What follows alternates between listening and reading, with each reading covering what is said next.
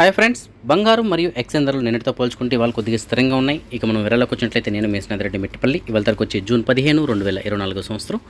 ముందుగా మనం కువైట్లోని money exchange విషయానికి వచ్చినట్లయితే ప్రస్తుతానికి ఒక కువైట్ ధర మన భారతదేశం రూపీస్లో సుమారుగా $271.59 ఉంది.